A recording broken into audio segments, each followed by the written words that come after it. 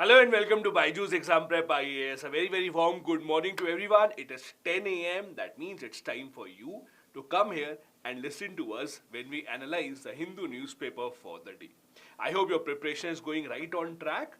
I hope most of you have already filled up the form if you are planning to appear for the 2023 Prelims Examination.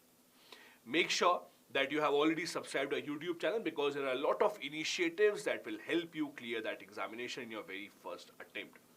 Also, a quick reminder, every single day as soon as this session ends, we have a quiz based on the articles that we discuss here right on our Telegram channel. So you have to go and make sure that you attend that quiz also so that you can revise your own analysis and also make sure that you are right on track. So let's see what are the important articles that we are here to discuss with you today. So usually you will see, unless there is a very big story that has happened, usually on Saturday and Sunday specifically, you do not see a lot of very important articles from the newspaper to be discussed. So this time around, the first article that we want to discuss is written by Mr. M.K. Narayanan. Now again, I have told this earlier as well and I'll tell you this again. Whenever you read any article, whenever you read any editorial, make sure that you first see who exactly is the author and then you go ahead and read that particular article. Now, Mr. M.K. Narayanan usually writes a lot about internal security, writes a lot about police reforms, international relations, etc. He has held various government positions so far. Now, what exactly is he writing? He specifically is writing about a recently held All India Conference of Director Generals and Inspector General of Police. So, what happens is every single year, the Government of India organizes this conference which is called the All India Conference of Director General and Inspector General of Police. This is a conference in which from all the states and union territories of India, we have the topmost police officers coming together and discussing issues about how exactly is it that they can improve the police system in their state. Now, this conference over the past few years has also been attended by the Prime Minister as well. Usually the Home Minister obviously attends this conference. The Prime Minister also usually attends this conference in the past few years. Now, what exactly happens in this conference? As I told you, in this conference you usually see some of the most important topics regarding police in India, some of the most significant challenges that the police is facing. So all these heads of the police come together to discuss this. Now, what exactly is the article about? The author here is saying that in this conference, the problem is a lot of things are discussed. In fact, the author is saying too many topics are discussed. Rather than that, we should focus on the most important topics. Rather than focusing on a few topics as per the author, we discuss on so many issues that at the end of the day, there is no in-depth discussion that can actually take place.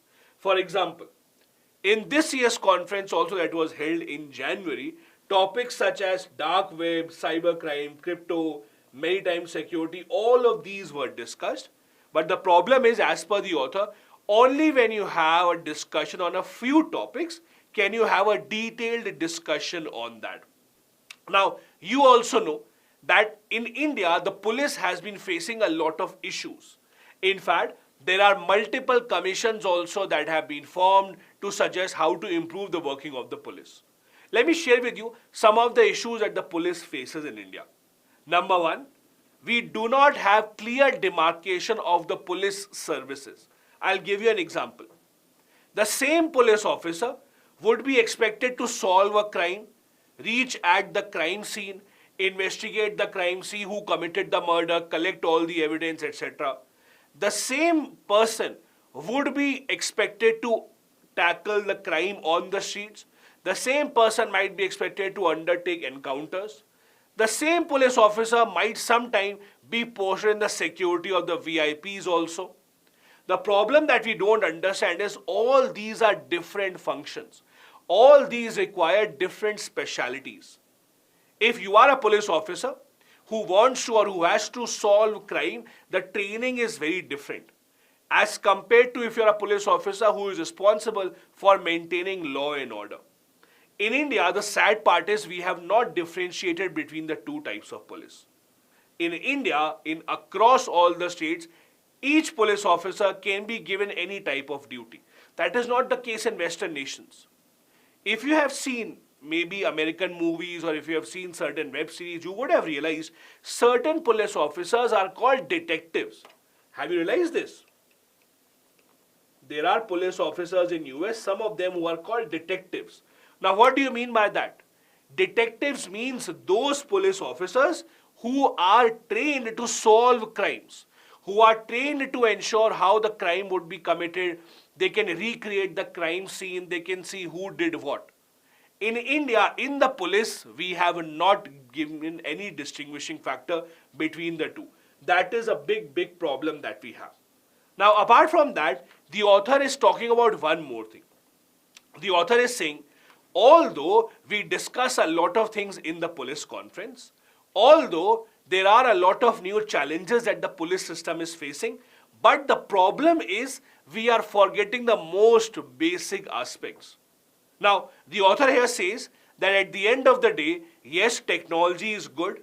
Yes, the police must know about the new forms of crime, etc. The police should focus on cryptocurrency and these kind of crimes.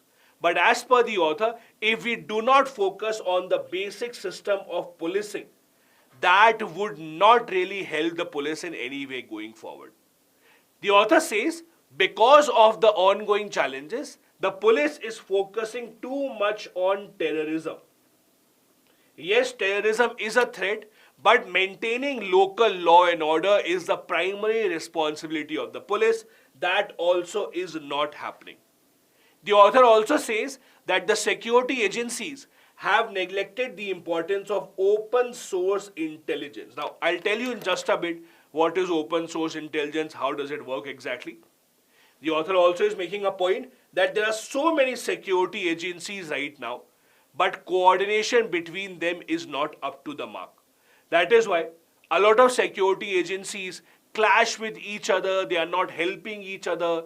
Rather than actually being complementary and helping each other, we are in a situation where the police forces or the security agencies are actually clashing. So in short, the author is making the following points.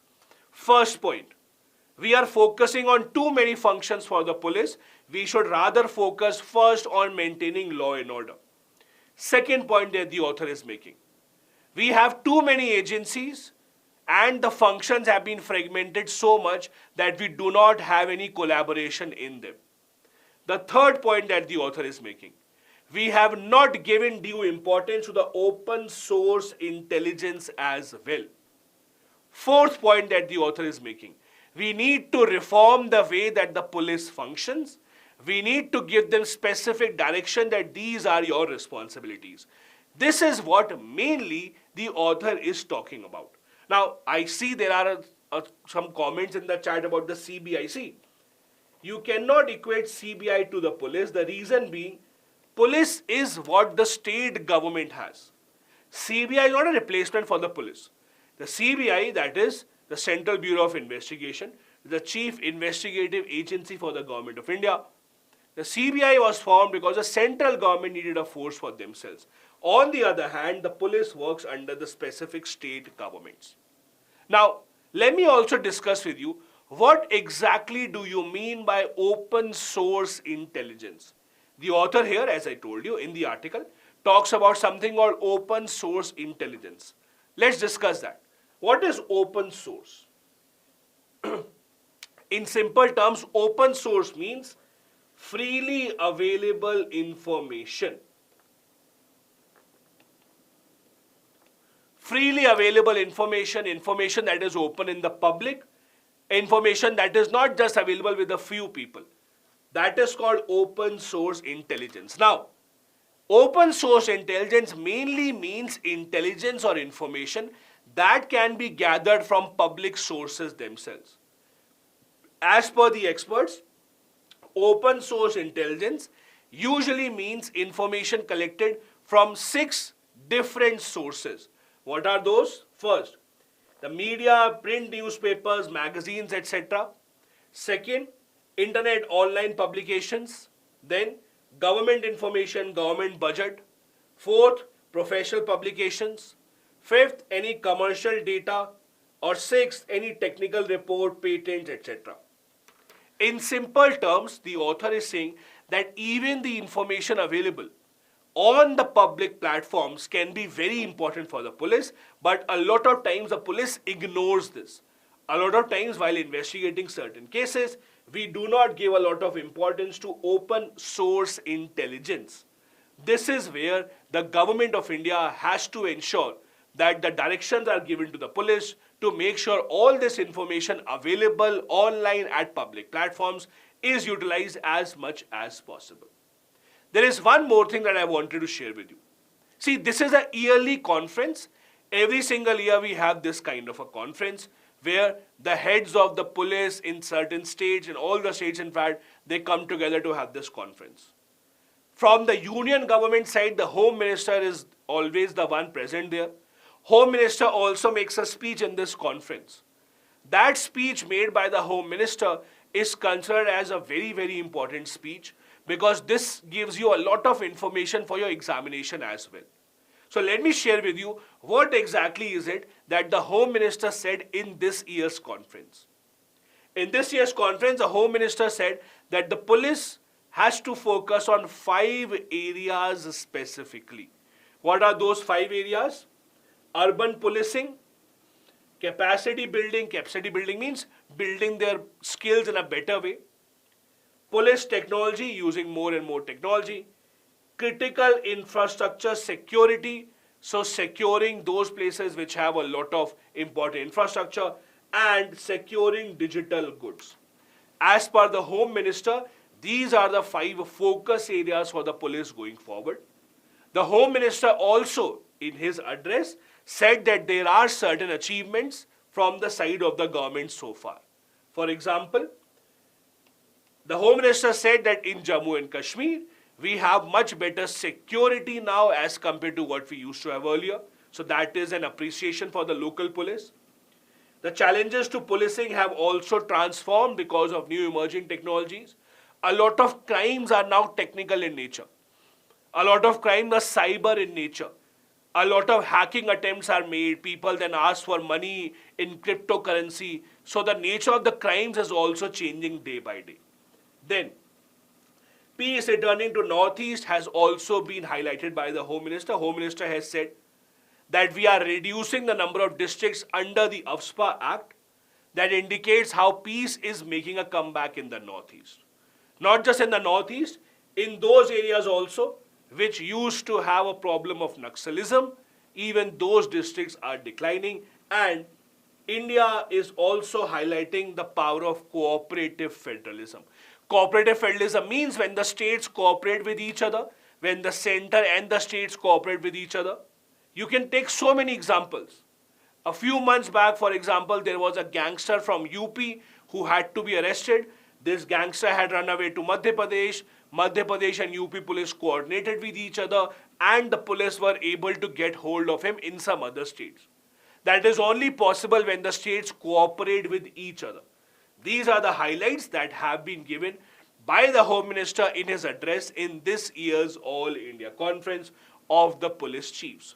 This kind of information can be extremely important for you for your mains examination specifically.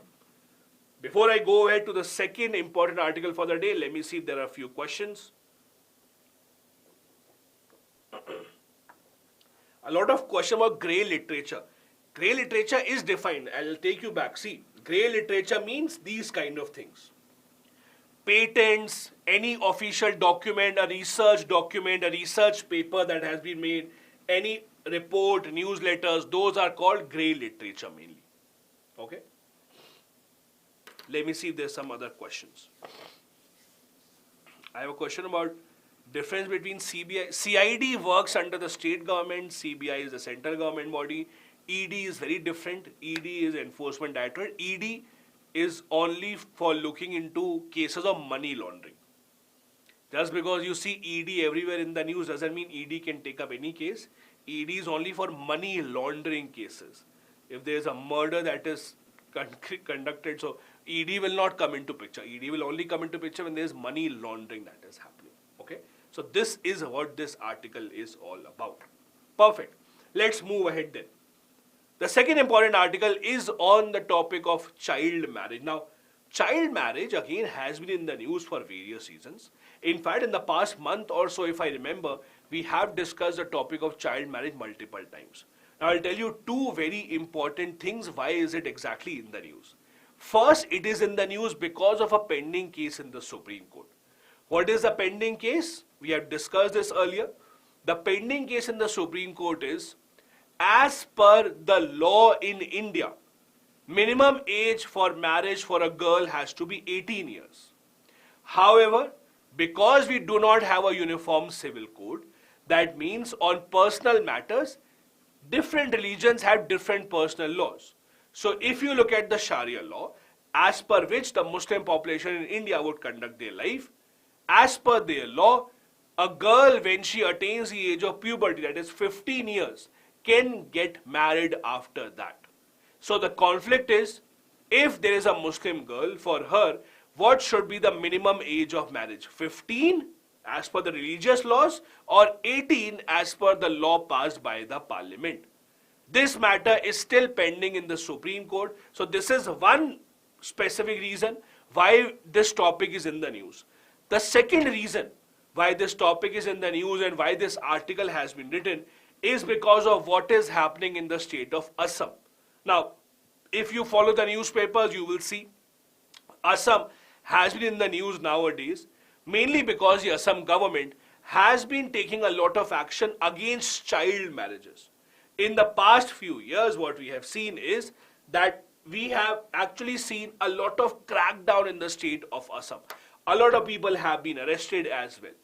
Those who are saying minimum age is 21 now, it is not 21. The bill is still with a parliamentary committee. So don't worry, when the age becomes 21, I will let you know. Don't worry. It is still 18 only. 21 age is still, the bill is pending in the parliamentary committee. It has not been passed. It was just introduced. So let's come back. The Assam government, as I told you, has been cracking down on child marriage. A lot of people have been arrested in Assam because the police had raided a lot of places where the child marriage was actually ongoing. Now, this is where it gets very interesting. There are a lot of allegations put against the Assamese government. The local people are saying that they are taking action on one specific religion, but the Assam government is saying that is not the case. Anyone indulging in the practice of child marriage is being arrested. Doesn't matter whichever the religion is. This action of Assam government has been going on for a few weeks now. The reason is that Assam is one of those states where we still have a lot of child marriages. Child marriage, although is illegal in India, but you also know in reality, on the ground, there are still a lot of child marriages that actually go on. In Assam, for example, the police has arrested over 2,700 people so far because they were a part of child marriage. The government has said that as per the National Family Health Survey, child marriages are one of the most important reasons for malnourishment of girls. Also, when a child is born from a very, very young girl, just understand, if a girl gets married at the age of 14, at the age of 15, and then they are forced to become mothers at such an early age, the child that is born again would obviously be malnourished. As per the National Family Health Survey, this is a big, big part of the problem. If we can control child marriage, we can ensure that the nutrition level of the people in India, children specifically, would go up. Also, the National Family Health Survey says 23.3% of women in India aged 20 to 24 were married before the age of 18. That number has dropped, so the number of child marriages is coming down. However, we still have a lot of child marriages in India. As I told you, Assam government has said we are arresting anyone who is indulging in child marriage irrespective of religion. However, there are critics that are saying that no, one specific religion is being targeted over here. For our part of the preparation, we are not focused on this debate of religion. We are more focused on the law specifically.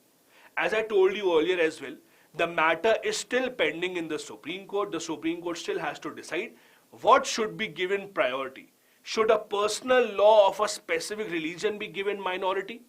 should a specific religion law say that if a girl child can be married after 15, is that right?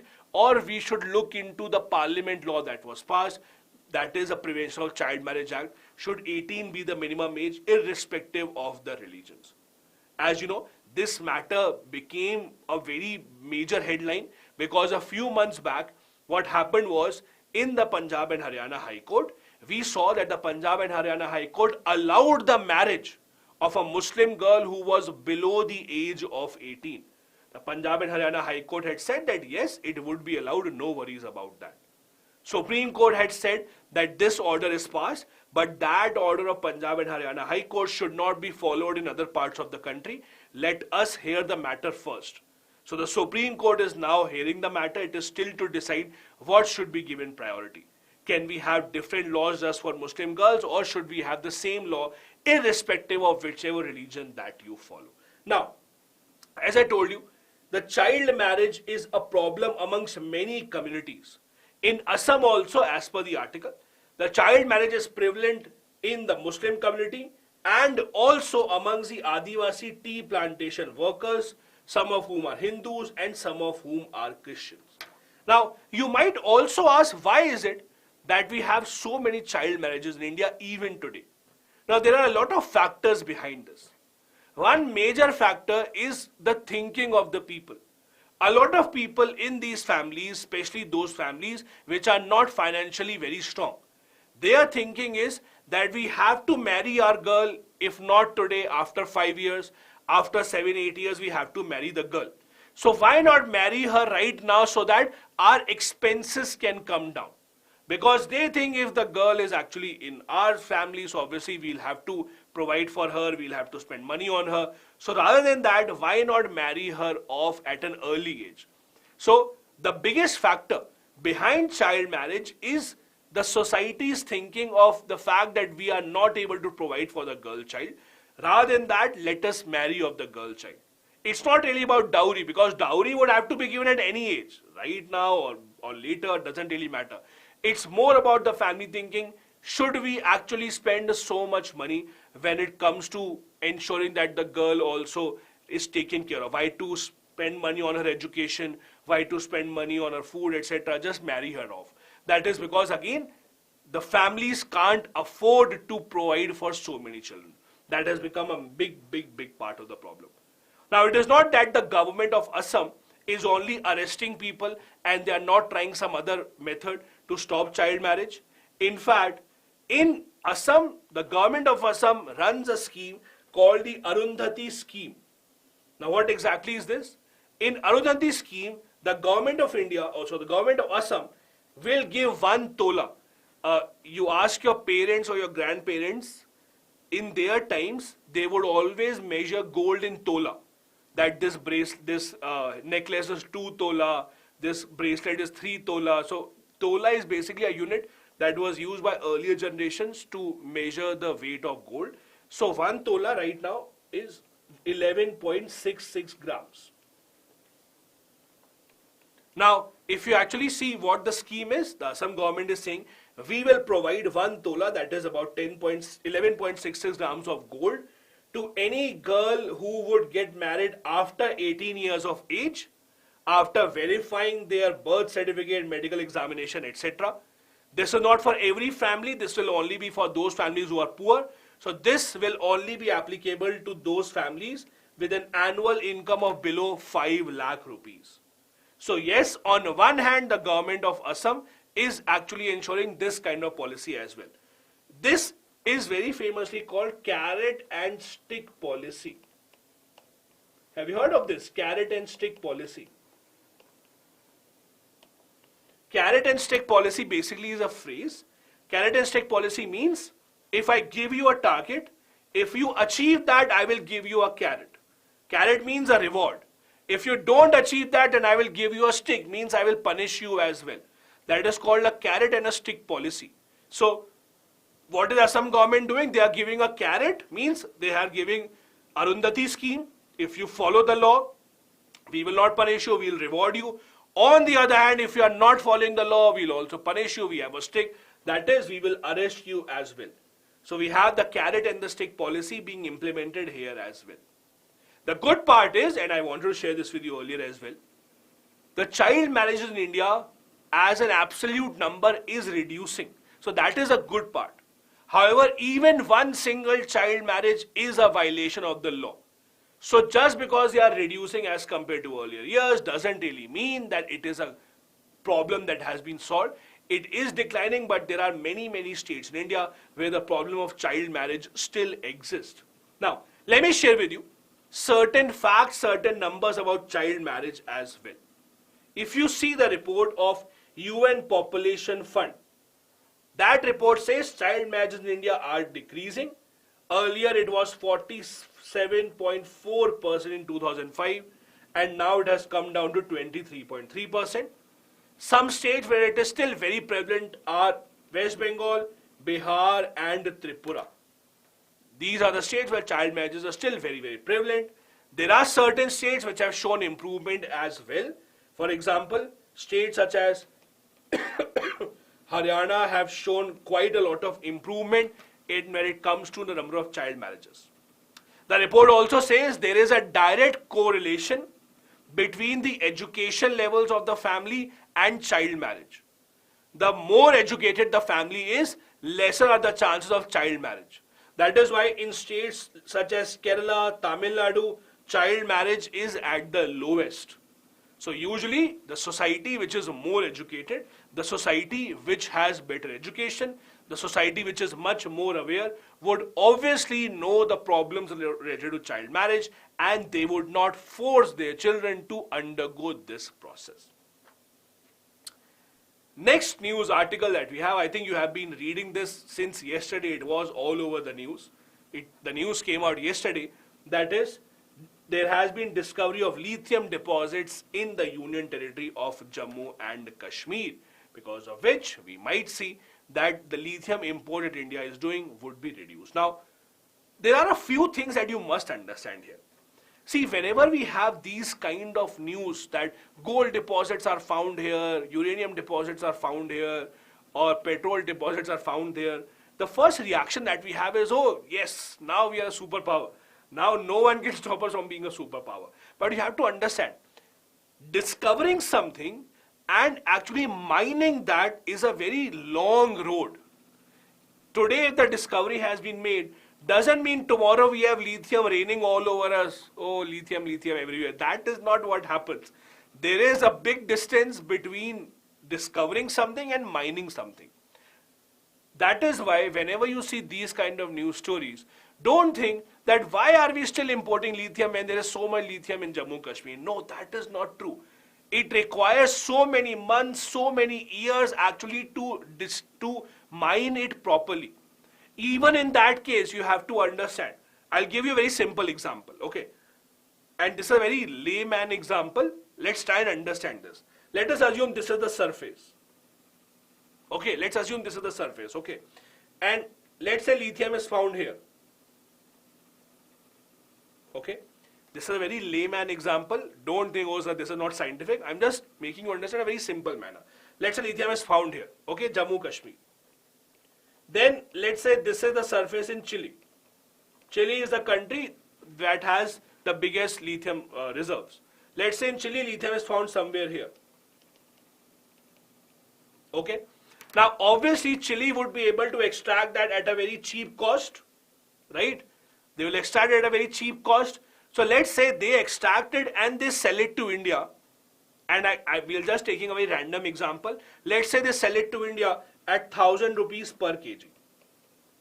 India said, no, we don't want it because now we have our own lithium.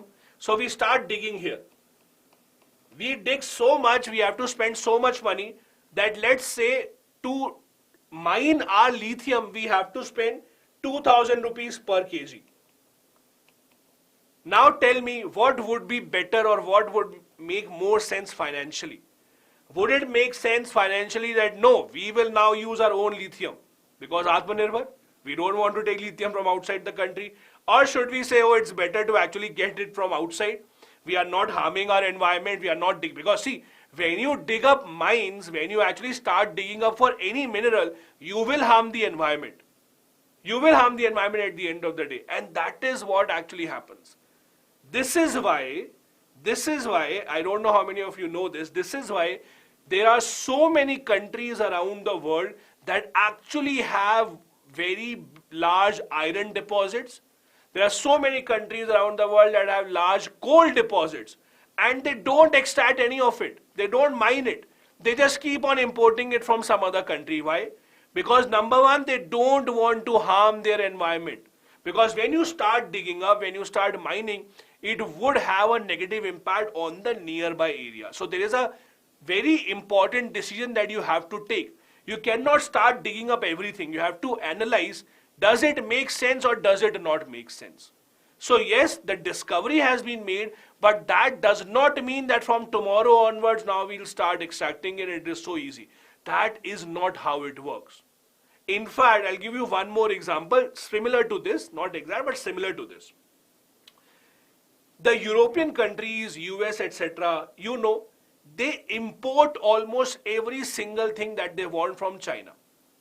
Even the needle, the screw, the nuts, even the smallest of things they import from China. Do you think that they can't make it in their country? Do you think the US doesn't have the technology to make what China is making? They obviously have the technology.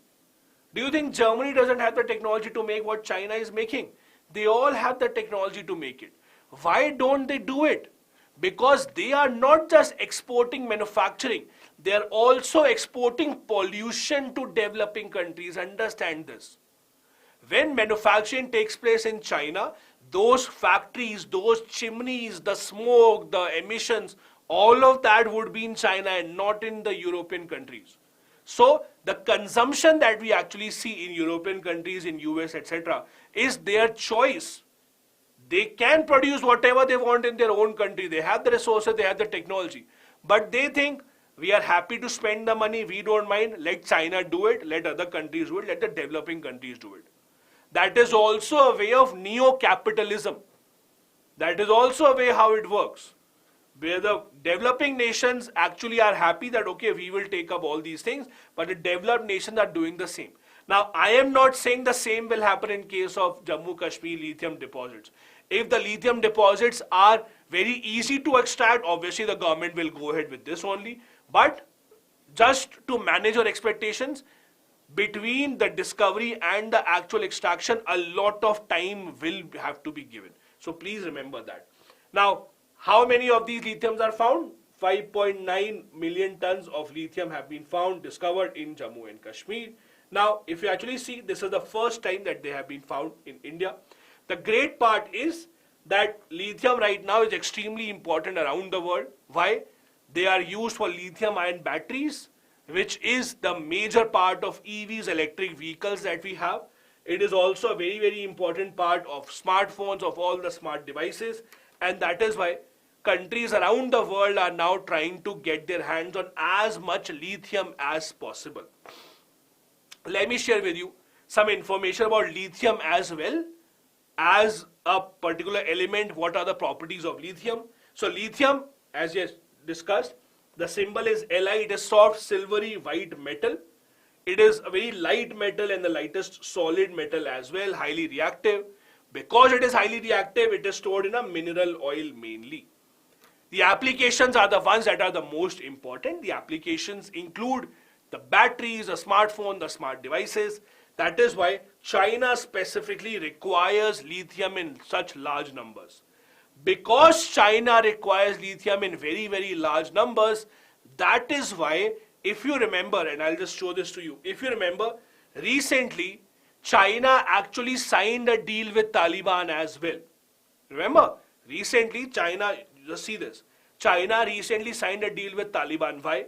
Because as per experts, Afghanistan might have the largest lithium reserves that have not been identified so far, but as per experts, they might have a lot of lithium reserves. So China has already signed that deal because they know the importance of this.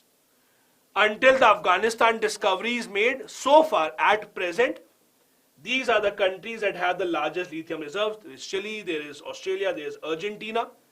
India also realizes the importance, so India has also partnered with Argentina in this. I'll give you an example. So what has happened is, Indian government company Khanij Bidesh India Limited, it's a company government of India formed to have partnership with other nations to extract minerals. So this company has actually made partnership with an Argentinian company to extract lithium in Argentina.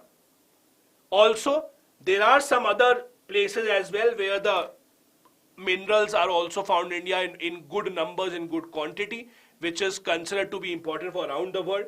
For example, we have major mica belts in Rajasthan, Bihar, Andhra Pradesh. We have a lot of igneous rocks, that is pegmatite, that are found in Odisha, Chhattisgarh, then there is iron, there is coal, etc. But lithium, as you say, is a commodity that is a lot more sought after right now because the entire world is moving towards EV and electric technology. The next news is from the main page of the Hindu newspaper, the front page. As expected, the state governments, after every budget, say that we are not being given enough money. As expected, the central government every single time says, no, we are giving you enough money. So this battle between the states and the central government has erupted once again, where the state governments are saying that our fair share of money is not being given to us by the central government. Central government is saying, no, every single year we are giving you more and more money. Do you remember a few months back, the government of India, in fact, announced that we are giving the state governments a interest-free 50-year loan. Did you remember that? There was an interest-free 50-year loan that was given. This was the news from the PIB. Let me just remind you to refresh your memory. In September 2022, government announced a scheme for special assistance to states for capital investment 2022-23. Under this, the government of India had said, we are giving you 50 years of interest-free loan for capital investment. So the central government is reminding the states, see, we are giving you free loan as well for 50 years. What else do you want? On the other hand, the state governments are saying, no, that is not the case. State governments keep on coming back to the question of the GST compensation. Now, what is the GST compensation? I hope all of you know by now what is GST compensation. So GST compensation dues, many state governments say that they are not giving their dues from the central government. Now, what exactly is the GST compensation due? Let me explain this to you with a very simple example. What is GST and what is the GST compensation? See, before the GST came into picture, before the GST actually came into the picture, how were the states earning their taxes? For example, the states earned their taxes through something called excise. Now, what was excise? Excise was actually kind of a manufacturing tax. Excise was a manufacturing tax. Let me give you a very simple example. Before GST was introduced, how the taxes were earned? Let's say there is a factory in Maharashtra, okay? This factory used to make car. Now, for every car that they produced in Maharashtra, they had to pay a tax to Maharashtra. That was before the GST. So before the GST, all those states which had a lot of manufacturing, all those states which had a lot of industries, they had good number of money from the taxes. Why? Because they could earn excise, etc. Okay, that is clear. Now what did the GST do? GST said, no, this is not how tax will be collected. GST is a consumption-based tax.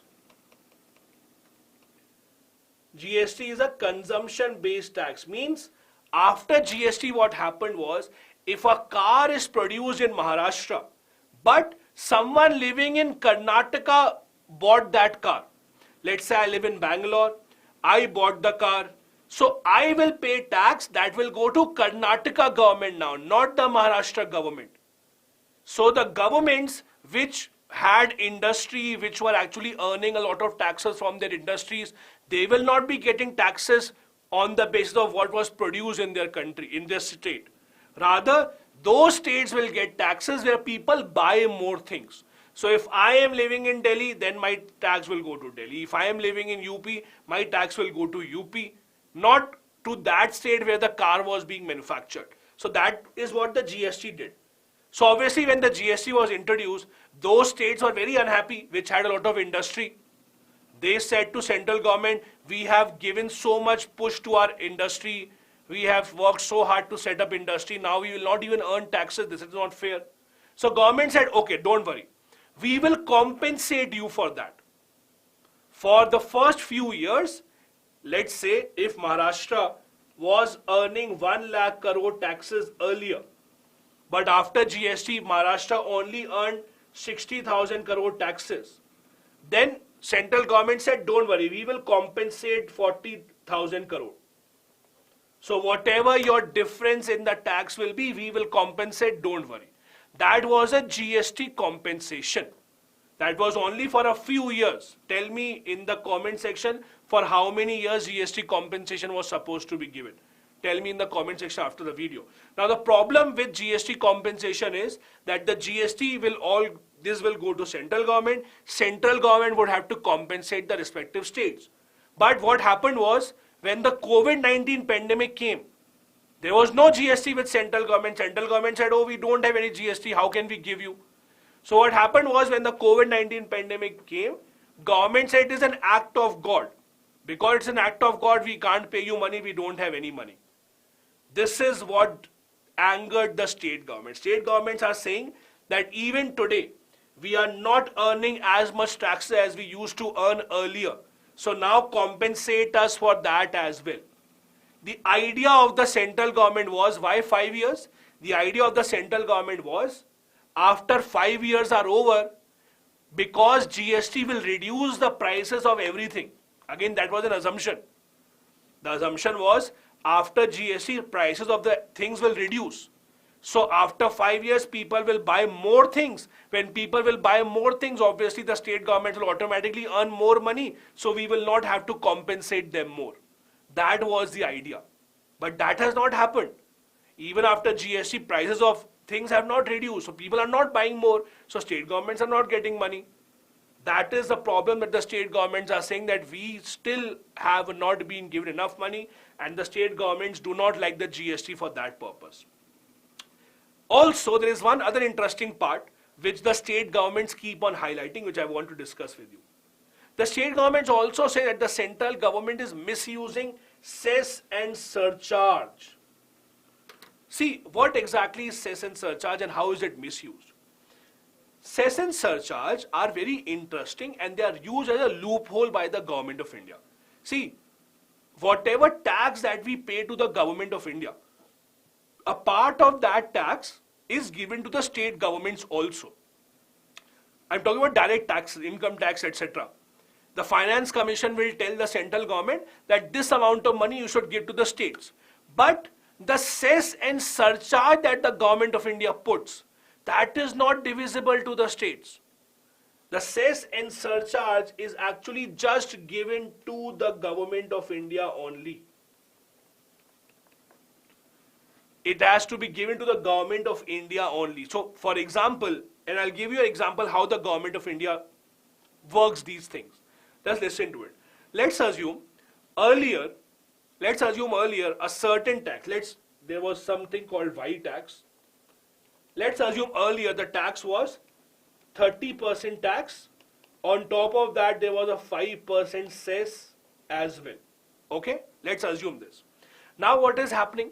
Now what the central government does is, rather than this, the government says, okay, we will take only 25% tax from you and 10% cess we will take. Now why is this? Understand this psychology. Only the tax component will be shared with the state governments. The cess component will only be with the government of India.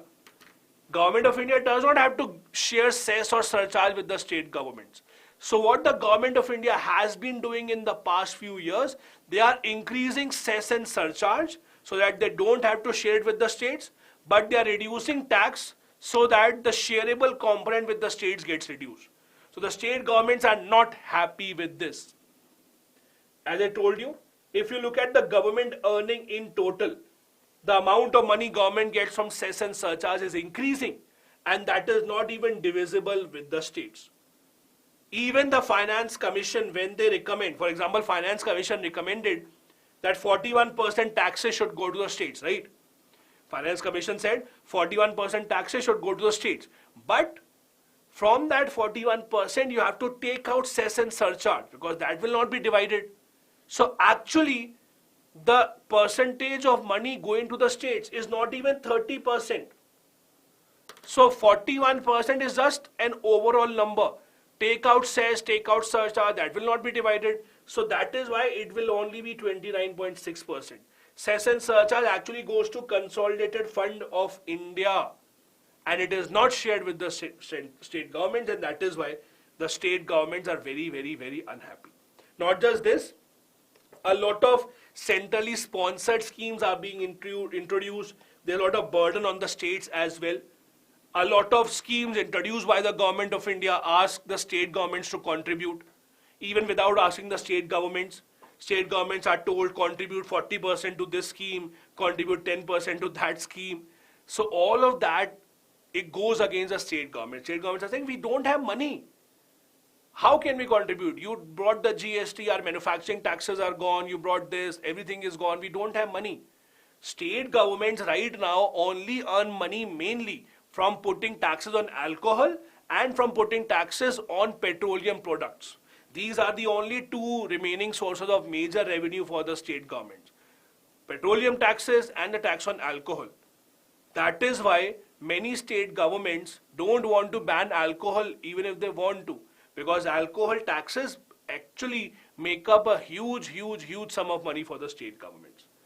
These were the important topics, in fact, that we had from today's Hindu newspaper. There are a couple of practice questions, and as always, I would really request you to write an answer to this.